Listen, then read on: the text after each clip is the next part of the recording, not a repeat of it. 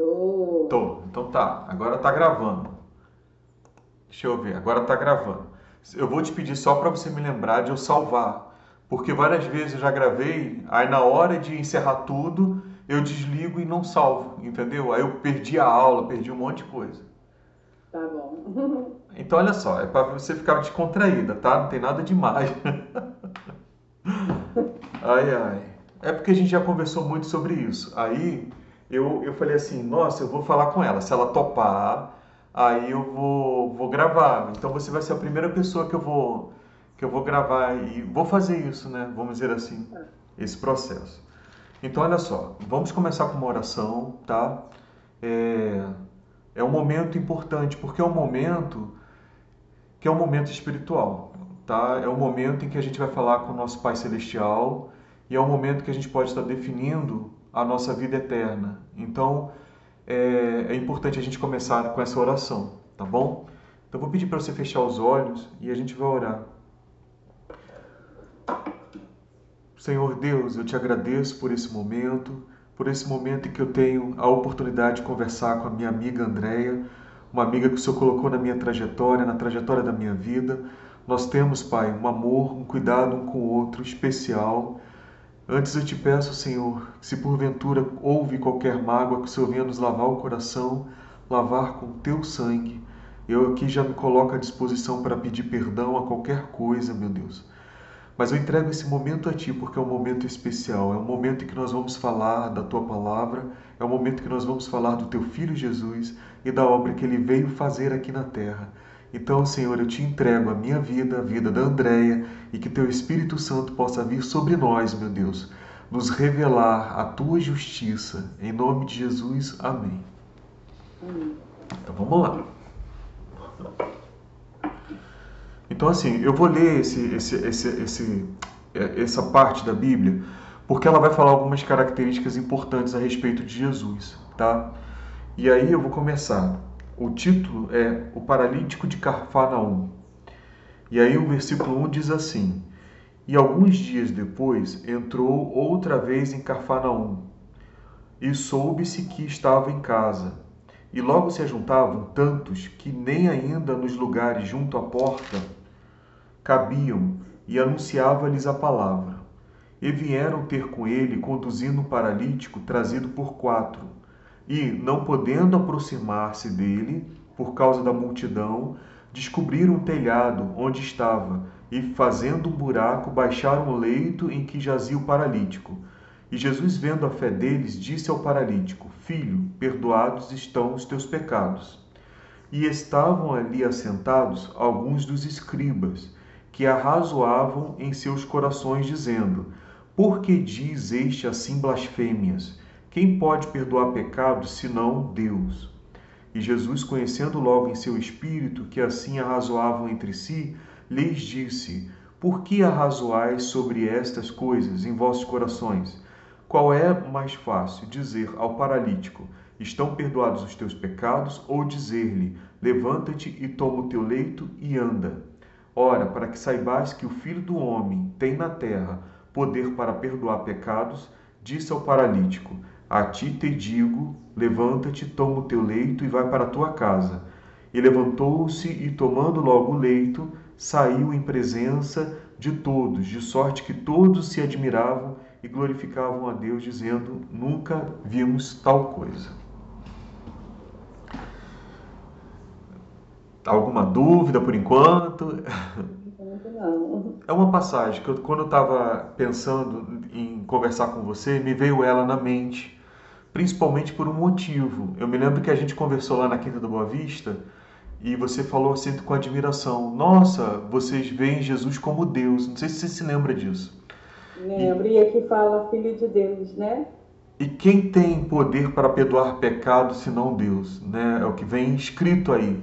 E a primeira atitude que Jesus tem quando vem o paralítico não é a atitude que todos esperavam, que era curar, né? Fazer com que ele voltasse a andar. Mas a atitude principal dele, a primeira, foi perdoar os pecados.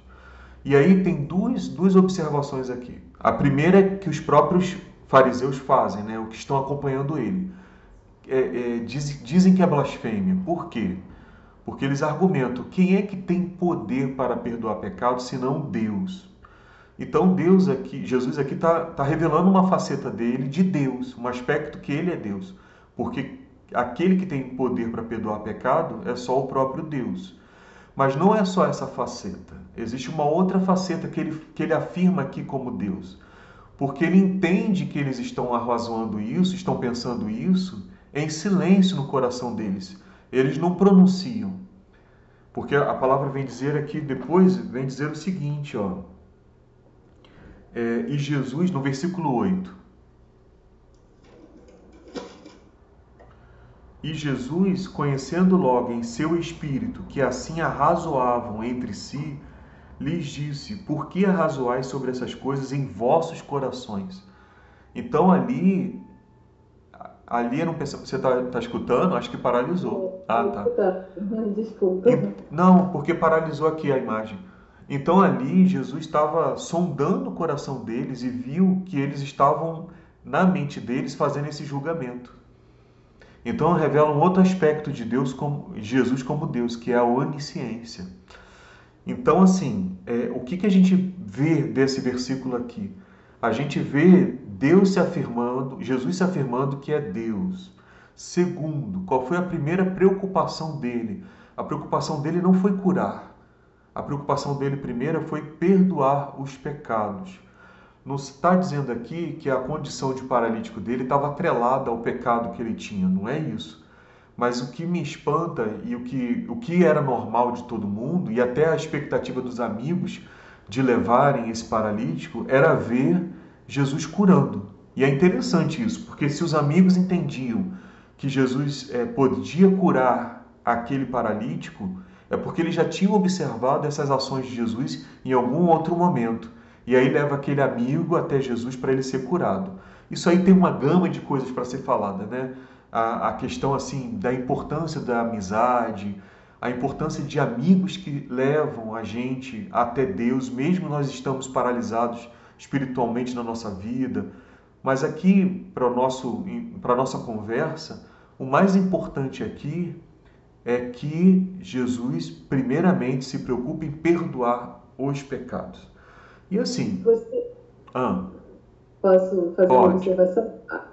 Posso estar enganada, mas a impressão também é que ele quis mostrar ao paralítico a necessidade do perdão, que ele estava paralítico, mas se ele não acreditasse, de repente não se auto-perdoasse,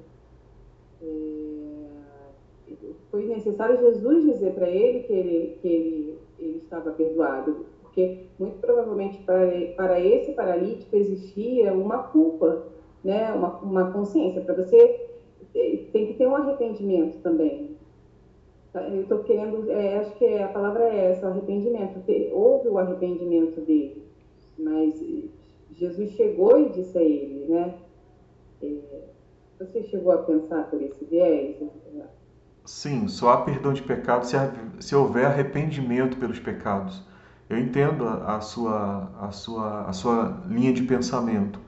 De fato é isso. A palavra chega a dizer que quando nós nos arrependemos, Ele é fiel e justo para nos perdoar os pecados. E não só perdoar os pecados, mas também livrar de toda injustiça, ou de purificar-nos, né? Então, nesse sentido, é uma condição, sim, para que a gente tenha o perdão de Deus, que é o reconhecimento dos nossos erros. Você colocou uma outra questão que talvez é que ele não se perdoasse, o próprio paralítico não se perdoasse. Eu não sei para esse paralítico, mas para muitas pessoas a culpa trava, né? Sim. Existe uma questão de auto-perdão. E aí entra até um outro questionamento, né? Se o próprio Deus, a gente confessando, se arrependendo, Ele perdoa, por que nós em si não nos perdoamos? Né? Então aí também existe um outro nível de atuação de Deus, que seria a libertação dessa pessoa dessa forma até de ego, porque se ela não perdoa, por que ela não perdoa? Entendeu? O que está fazendo ela? É um orgulho por um outro viés. Ela é tão orgulhosa que ela acaba não se perdoando? Pode ser, entendeu? E aí quem pode tratar disso tudo é o próprio Deus, porque ele diz que é ele que perdoa e que sara as enfermidades da alma. Se você tiver rapidinho, se a gente for lá no Salmo 103, se a gente for lá no Salmo 103, você está falando algo que é uma enfermidade da alma, a questão da pessoa não se perdoar, né? É uma alma enferma. E ali lá no Salmo 103, lá no Salmo 103, eu vou chegar lá. Cheguei, você chegou? Não. Tá. O Salmo fica no meio da Bíblia. O caminho das pedras. É tipo assim, entendeu? É no meio da Bíblia. 103, né? É. Olha só, lê você. 103, versículo 1, vai lendo até o 6.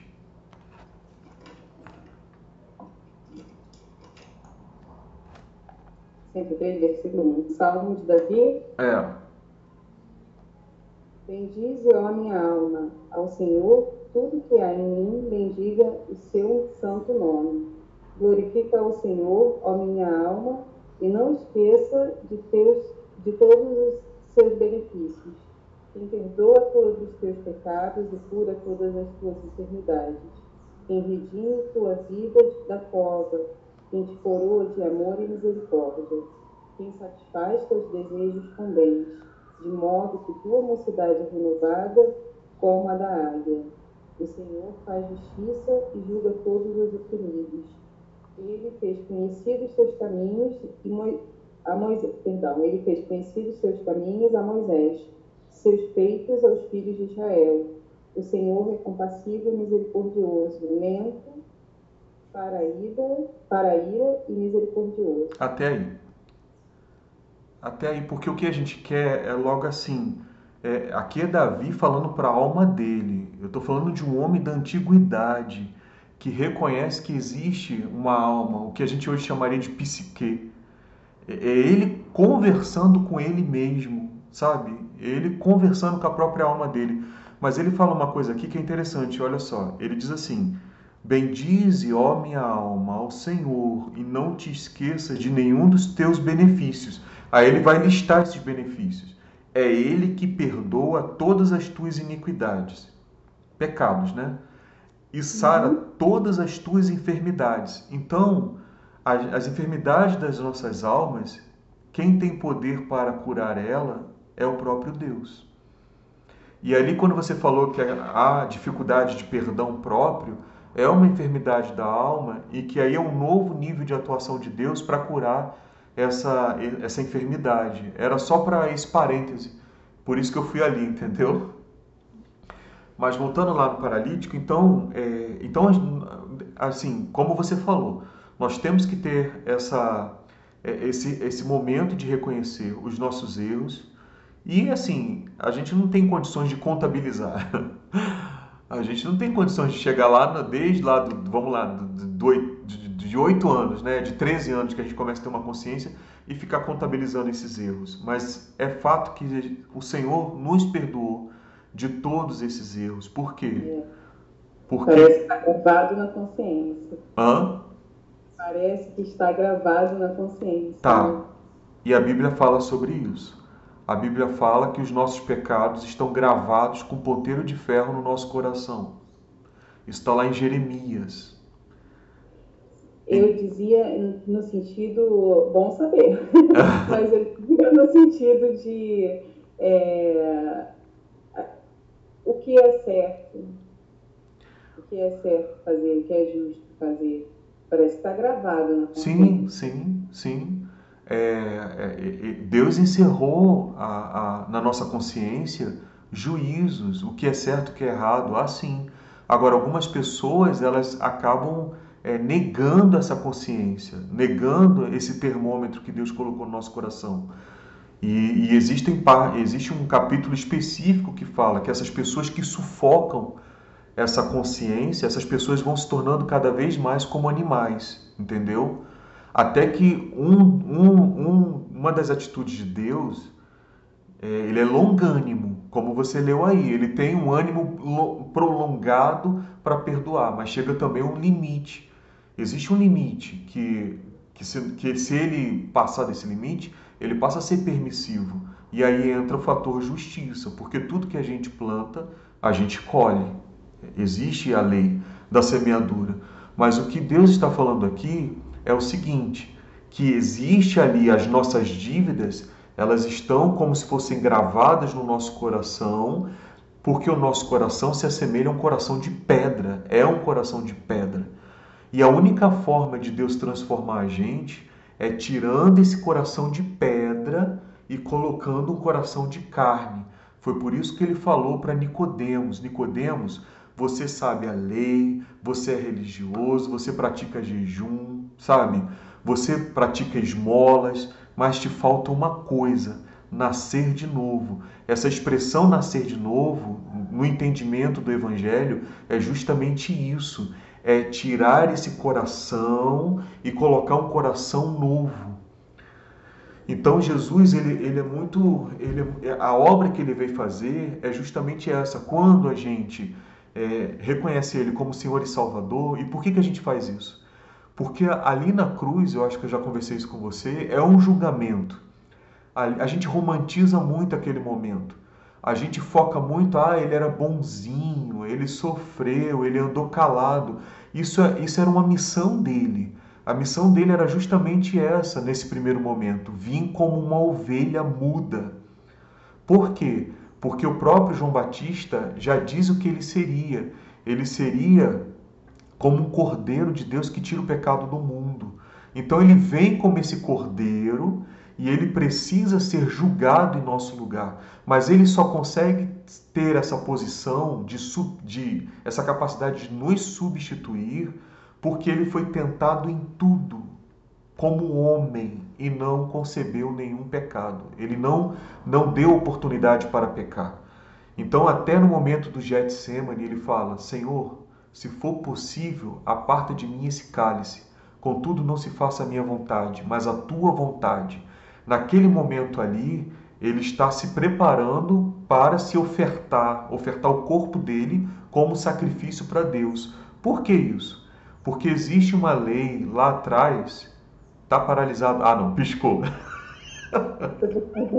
Desculpa eu. Piscou. Porque existe uma lei lá atrás que sem derramamento de sangue não há perdão dos pecados. Isso por quê? Porque aponta para Jesus Cristo, que viria e derramaria o sangue dele para nos salvar. E isso é tão forte que na cruz ali está sendo um julgamento, como eu falei. Ele agora, ele é limpo, ele se oferta ao nosso favor e ele recebe todas as nossas dívidas e pecados. Então, tudo que eu cometi de pecado, tudo que você cometeu de pecado, tudo que qualquer homem cometeu de pecado, está sendo derramado, está sendo transformado no corpo de Cristo. A Bíblia chega a falar que ele se fez pecado por nós. Então, o corpo dele ali representa agora o nosso pecado sendo crucificado, sendo julgado. Tanto é que chega um determinado momento que ele fala: Senhor, Senhor, por que me abandonaste? Nesse momento é o momento onde há uma separação entre Jesus como filho e Deus como pai. Por quê? Porque diz que a única coisa que nos separa de Deus é o pecado. O pecado nos faz separação entre nós e Deus. Então, a única coisa que conseguiu separar Jesus do Deus Pai foi o pecado. Então, no momento que ele fala: Senhor, se possível, aparta de mim esse cálice, ele está falando aquele ponto. Eu não quero morrer espiritualmente, eu não quero me separar de ti, porque morrer espiritualmente é se separar de Deus.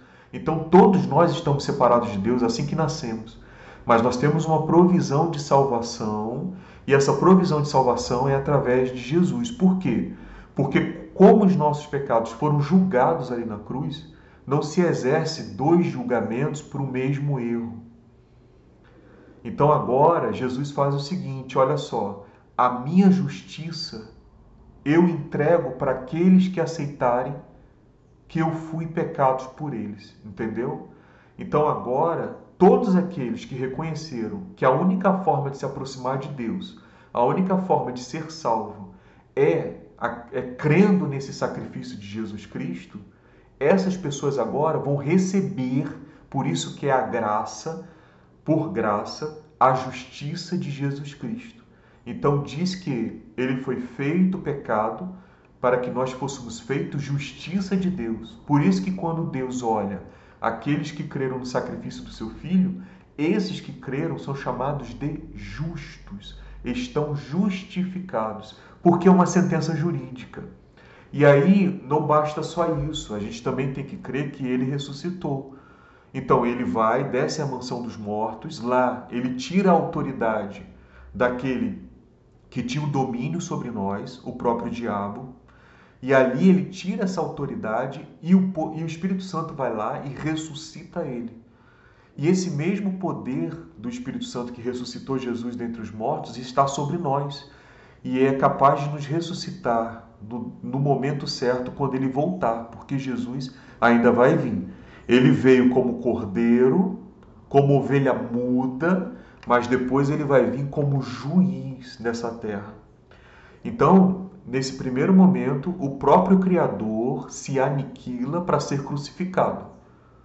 Mas agora, depois, ele vai vir como juiz, dado esse período que teve aí, para que todos os homens o conheçam e também tenham essa oportunidade dessa salvação que ele comprou. A Bíblia vem falar que nós fomos redimidos. Esse termo redimidos significa comprado. Ou seja, nós éramos escravos do pecado, escravos do diabo, não é uma figura retórica, é um ser que tem uma organização. Tanto é que esse ser se depara muitas vezes com Jesus, inclusive lá no deserto, tá? Mas Jesus não cede à tentação. Uma delas é a oferta de todo o poder dessa terra, e ele não aceita isso. Então nós temos esse, que não é uma figura retórica, mas ele é um inimigo que combate com Deus, ele tem uma condenação eterna já pronunciada por Deus, só que ele quer levar os homens a essa condenação também. Então, nesse momento que eu estou conversando com você, as nossas vidas é como se estivesse num pêndulo. Por quê? Porque a partir do momento que eu tenho conhecimento que houve essa justiça, o que me cabe é: eu aceito essa justiça pela graça de Deus ou eu não aceito essa justiça?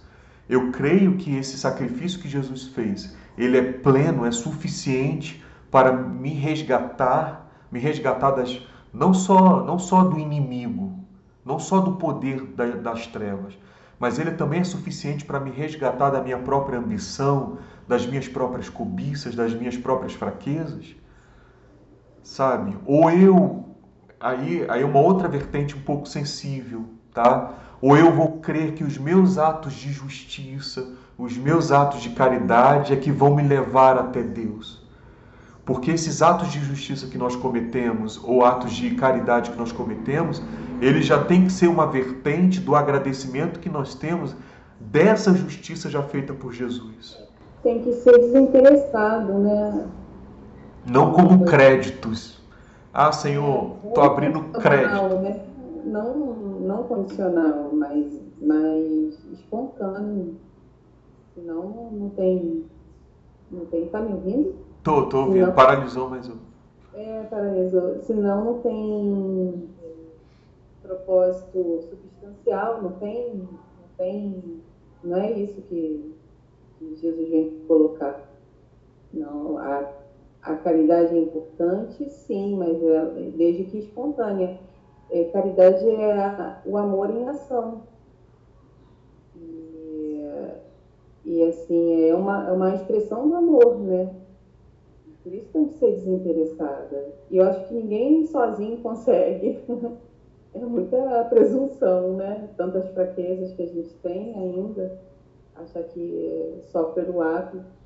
Menos mal que está fazendo algum bem, mas assim... Não é o suficiente, né? Gente. Então, Andréia, a partir de tudo isso que foi falado, é agora a grande pergunta. Deixa eu fechar aqui rapidinho. A partir de tudo isso que foi falado... O que é? A câmera? Não, subiu uma caixa de diálogo aqui do vírus, do antivírus. Então, diante disso tudo que foi falado, eu vou te fazer uma pergunta, tá? E aí a culminância do que a gente está falando aqui. Você crê que esse sacrifício que Jesus fez é suficiente para te salvar? O sacrifício que ele fez é suficiente. Eu creio que ele fez na, com a intenção de nos salvar, mas que depende de nós também. Depende de Depende de nós nós. a partir do momento em que a gente não cometa propositalmente, porque errar a gente vai errar, nós somos humanos, né? Sim, mas que se a gente errar, a gente vai errar, mas só que não pode usar isso como uma excusa para continuar errando, Isso, né? isso. Mas o que eu quero dizer, não sei se eu vou conseguir me fazer clara, é assim, por si só, Jesus veio assim com tudo, com, com tudo a infinita misericórdia, assim, salvando a gente do pecado, né? Mas agora, daqui por diante, a gente já tem o norte dele, certo? Certo, mas assim, a Bíblia fala que a gente precisa crer e confessar com a nossa boca. Esse é o primeiro marco. É um marco. O que eu estou te apresentando é um marco. Acreditar, sim. Agora eu só não, mas só que não adianta só sair por palavras. Eu acredito, mas o que que eu faço? Sim, mas assim, eu entendi onde você quer chegar. Você já avançou um pouco do que a gente está propondo aqui. O que eu estou dizendo para você é que existe um marco na nossa vida em que a gente precisa crer e confessar com a boca, porque ele diz o seguinte: aquele que crer no coração que Jesus veio para salvar os homens, morreu e ressuscitou, e confessar com a sua boca, tem a salvação. Então é um marco. O segundo, que é o contínuo, nós vamos entrar num processo de atuação de Deus na nossa vida, que é um Eu estava processo, pensando. que aí é um processo de santificação. Então nós temos esse primeiro marco, que é um marco em que nós nos tornamos filhos de Deus, porque está escrito: todos quanto o aceitaram, Deus deu-lhes o poder de serem feitos filhos de Deus. Então agora, nesse primeiro momento em que a gente crê e confessa, nós somos transformados em filhos de Deus.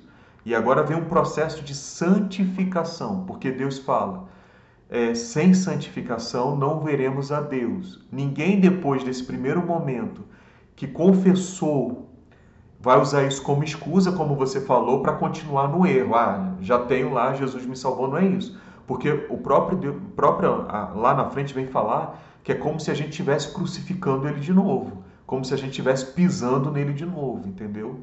Não é isso.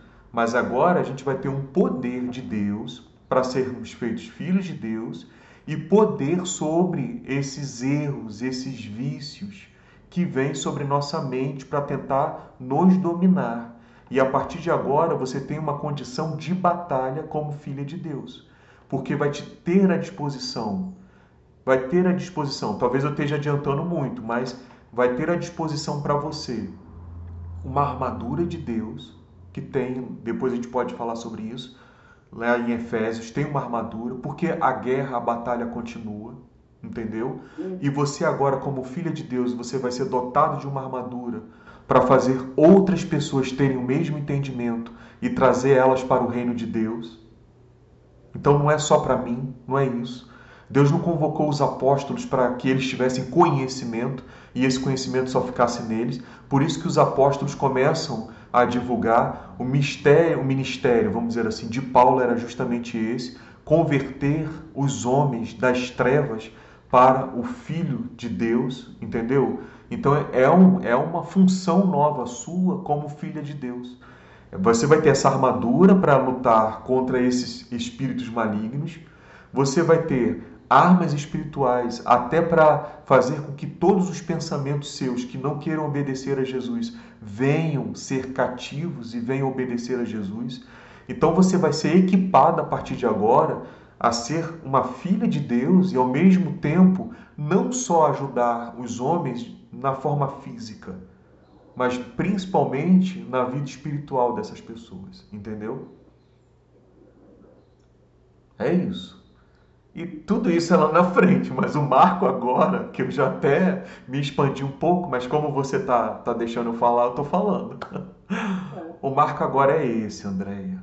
O que eu ia te convidar era justamente para isso, para a gente fazer uma oração agora.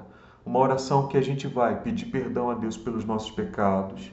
Uma oração que a gente vai confessar que a gente reconhece o sacrifício dele. Uma oração que a gente vai falar agora, que é o único sacrifício que nos salva, que nos faz ser filhos de Deus. E uma oração que a gente reconhece que nós fomos crucificados com ele e quando ele ressuscitou, nós fomos ressuscitados com ele também. Você aceita Sim, fazer essa oração? aceito. E respondendo essa pergunta, eu creio. Amém. Então, eu vou te dizer, a partir de agora, você não é só mais Andréia Bruhoff Tufi, mas é uma filha de Deus. Por esse marco, entendeu? Por essa oração. E agora nós podemos dizer que somos irmãos em Cristo, de fato e de verdade. Porque o teu nome está escrito agora no livro da vida. Quando nós chegarmos diante de Deus, nós temos um acusador. Ele vai dizer para a gente, mas ele fez isso, ela fez isso, e tem isso, isso, isso, isso, isso. Ali vai olhar e vai dizer, realmente, de fato. Agora me traz o outro livro. O outro livro vai dizer assim, no dia tal, 15 de janeiro, às 2h44, Andréia Murhoff Tufi aceitou Jesus Cristo como Senhor e Salvador e reconheceu que o sacrifício dele é a única forma de chegarmos até Deus. E ela foi comprada pelo sangue de Jesus. Entendeu? Isso está registrado agora no céu. Não sou eu que estou falando. É todo o mundo espiritual que está aqui ao nosso redor, validando isso, inclusive o Espírito Santo. Tá? Então vamos orar. Ai, ai. Senhor Deus, eu te agradeço por esse momento. Te agradeço por esse momento, Pai, que nós falamos da Tua Palavra e que nós falamos de Jesus Cristo e da obra que Ele veio fazer em prol da humanidade. Meu Deus, eu te apresento aqui a Andréia, Senhor, uma grande amiga minha, uma grande irmã e que agora se torna uma filha de Deus porque ela crê, Senhor, que Tu a salvaste, que quando o Senhor morreu na cruz do Calvário, também estava pensando nela, que os pecados dela foram ali, Senhor, na Tua carne e foram sendo crucificados naquela cruz. Ela crê também, Senhor, que o Teu sangue derramado é o sangue que ela precisava para que o pecado dela fosse purificado.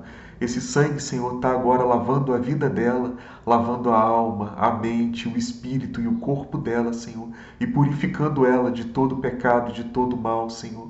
E esse sangue agora é o preço, Senhor, da vida dela. E ela agora foi comprada por Ti, Senhor. Foi comprada lá atrás na redenção, mas através da confissão dela, Senhor, ela foi comprada por Ti na cruz do Calvário, Senhor. E esse sangue a apresenta agora diante de Deus Pai, como filha de Deus, Senhor. Então, Senhor, a receba no Teu reino, Pai, em nome de Jesus, Senhor. E ela agora vai confessar comigo também, Senhor. Andréia, acompanha o que eu falo, tá bom? Se você puder. Eu, Andréia, Murhoff Tufi, acredito que Jesus Cristo veio a esta terra na forma de carne, de homem, mas nele estava toda a plenitude de Deus. Ele é Deus que se fez carne e habitou entre nós. E ele decidiu morrer por mim, receber o meu julgamento na cruz do Calvário. Aos olhos dos homens, ele estava sendo punido como um homem bondoso, como um homem bondoso, um homem fraco, um homem fraco, mas ele ali mas ele ali estava recebendo estava recebendo o juízo de Deus o juízo de Deus que deveria cair deveria cair sobre a minha vida. sobre a minha vida. Ele morreu, Ele morreu, mas ressuscitou. mas ressuscitou. E eu E eu me identifico nele. identifico nele, Eu fui crucificado com ele. que foi crucificado com ele. Eu morri com ele na cruz. Eu morri com ele na cruz E eu ressuscitei com ele. e ressuscitei com ele. E agora E agora eu sou uma filha de Deus, sou uma filha de Deus, porque eu reconheço porque eu reconheço que fui comprada que fui comprada com o sangue dele, com o sangue dele, derramado na cruz. derramado na cruz. Amém. Amém. É isso. Deixa eu gravar. Pera. Parece que a gente congela, né? É por causa da transmissão. Deixa eu. Ai, meu Deus.